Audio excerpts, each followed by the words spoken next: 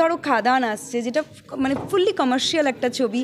আমরা অনেক দিন বাদে দেবদাকে এরকম একটা নাচ গান অ্যাকশন একটা মুভিতে দেখতে পাবো। সব অ্যাক্টররা উইদাউট মেকআপে শ্যুট করেছে। মেকআপ আর্টিস্ট থাকে না, প্রত্যেকটা বাংলা ছবির জন্য ইম্পর্টেন্ট, বাংলা ছবির সম্পদ। তো নতুন ছবি আছে 5 নম্বর স্বপ্নময় লেন, তো সেটা নিয়ে তো একটা এক্সাইটমেন্ট রয়েছে।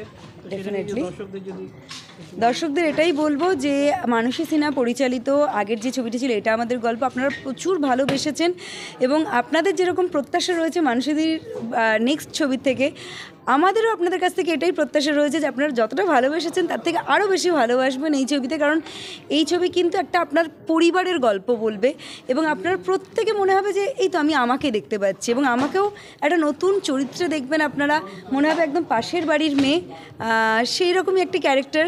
প্রত্যেকের সাথে আপনারা রিলেট করতে পারবেন, প্রত্যেকটা ইমোশনের সাথে রিলেট করতে পারবেন। So please do watch 5 number Swapnomoy lane আপনার নিকটবর্তী থিয়েটারে। আমরা 20শে ডিসেম্বর আসছি বড়দিনে।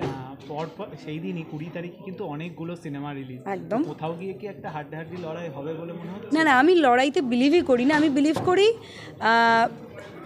যদি কম্পিটিশান যদি তোমরা বলো সেটা যেন হেলদি কম্পিটিশান হয় অবশ্যই। কারণ প্রত্যেকটা বাংলা ছবির জন্য ইম্পর্টেন্ট, বাংলা ছবির সম্পদ। এবং সেক্ষেত্রে যেমন ধরো খাদান আসছে, যেটা মানে ফুললি কমার্শিয়াল একটা ছবি। আমরা অনেক দিন বাদে দেবদাকে এরকম একটা নাচ গান অ্যাকশন একটা মুভিতে দেখতে পাবো।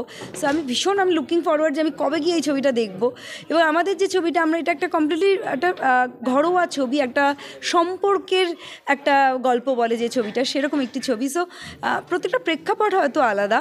সো আমার মনে হয় প্রত্যেকের আমাদের দর্শক সব রকম ছবি দেখেন, সব রকম ঘরানার ছবি দেখতে পছন্দ করেন, এবং সব রকমের ছবি তারা হলে গিয়ে দেখবেন।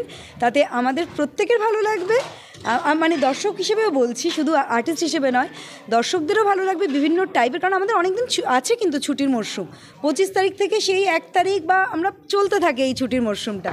তো প্রত্যেক দিন একটা করে ছবি দেখুন, নতুন নতুন ছবি আসছে, এবং বাংলা ছবির পাশে থাকুন, বাংলা ছবি দেখুন, বাংলা ছবির সাথে থাকুন। মানসীদির ডিরেকশনে কাজ করার এক্সপিরিয়েন্সটা কেমন? ভীষণ ভালো। মানে যেই কারণে মানসীদির ছবি একটা অন্যরকম অ্যাপিল করে দর্শকদের কাছে, সেটা হচ্ছে সিম্পলিসিটি, একটা ন্যাচারাল, যেটার ভেতরে কোনো রকম ভনিতা নেই, কোনো রকম মেকআপ নেই। এবং খুব ইন্টারেস্টিংলি জানো কি, আমি এই ছবিতে উইদাউট মেকআপে, নট অনলি মি, সব অ্যাক্টররা উইদাউট মেকআপে শ্যুট করেছে।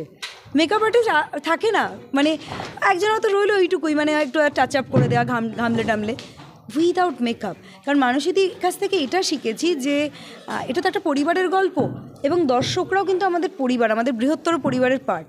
তো পরিবারের মধ্যে যেমন আমি মেকআপ করে বসে থাকি না, বা পটের বিবি সেজে বসে থাকি না, সেরকম দর্শকদের কাছেও কিন্তু আমরা ফ্যামিলি মেম্বারের মতোই এই ছবিতে আসছি। তোমার দেখে মনে হবে আরে ইনি তো আমার জ্যাঠামশাই, ইনি তো আমার ছোটদিদা, তোমার এটা মনে হবে। এই ইমোশনটা কিন্তু ছবিটার পরতে পরতে রয়েছে।